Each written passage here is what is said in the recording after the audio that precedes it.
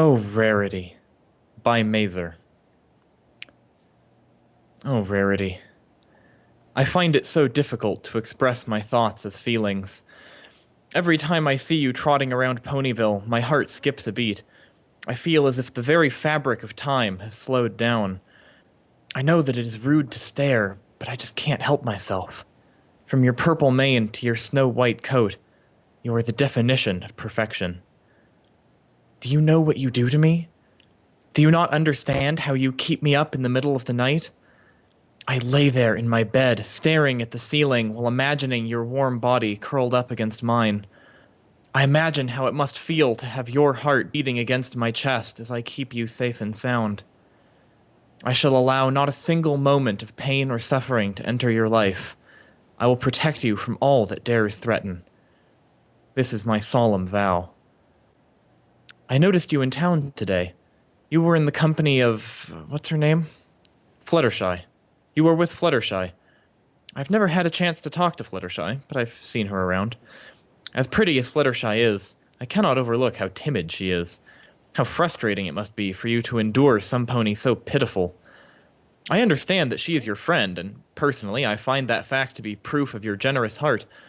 But tell me, Rarity, do you ever find yourself wanting to smack that sniveling pony in the face? Don't you want to just shake her until she finally snaps out of her pathetic existence? She's weighing you down, Rarity. A stone around your neck for every second you waste trying to help her out is a second you are not spending thinking of me. Oh, how I wish. I know the truth. I'm not so delusional that I think you know who I am. We have crossed paths hundreds of times, and not once have you spared a glance in my direction. No, don't feel bad, dear Rarity, don't feel bad. If I were in your hooves, I wouldn't give me the time of day either. With my bad skin, my frail body, my thick glasses, how could I ever expect to compete with all the other stallions of Ponyville?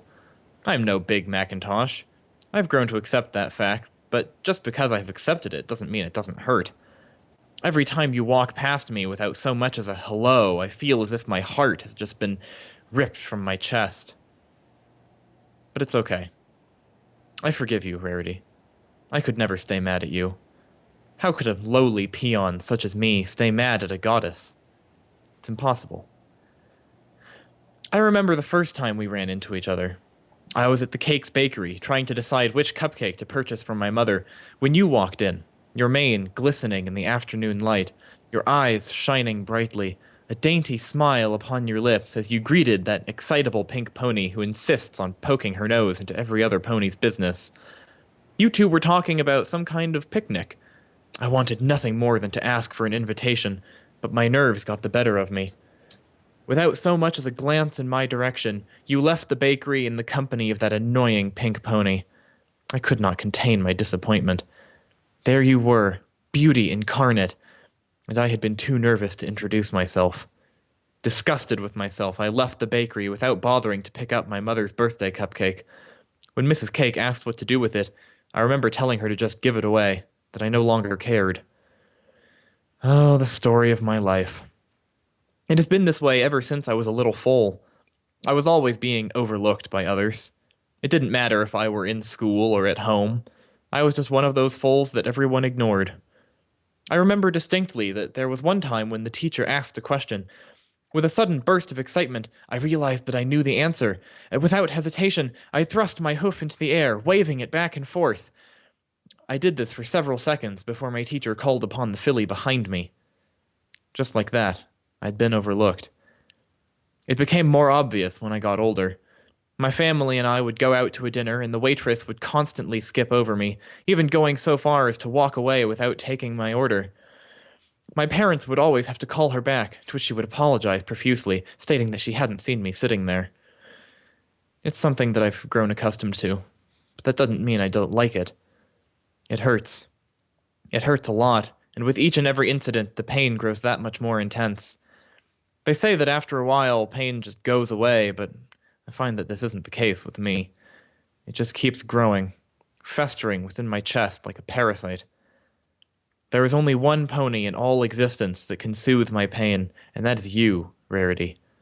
Your beauty, your sweet, sophisticated voice, your scent. These are the things that help me get through the day. You may not know this, but I visit your shop at least once a day. Oh, sure, you may give out a quick hello when I step in, but you never look up from your work.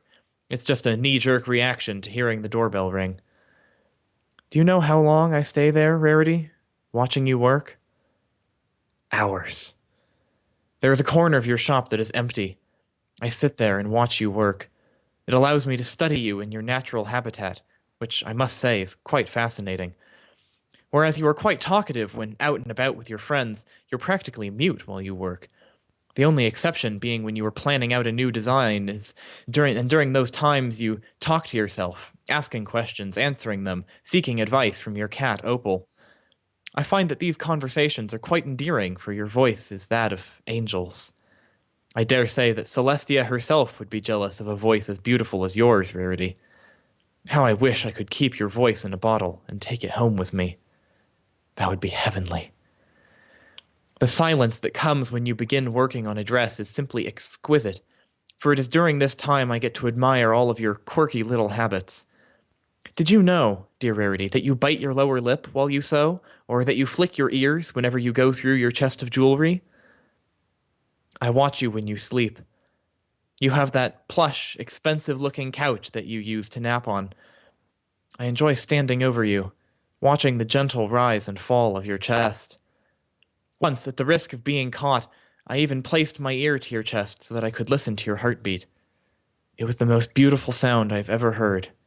Well, besides the sound of your voice. To other ponies, this admiration of mine may seem like an obsession, but I disagree. This is less of an obsession and more like an admiration. There is no pony in all of Equestria who would care for you like I do. I just wish you would understand that. I wish there could be a moment in my life where you would approach me and just talk to me.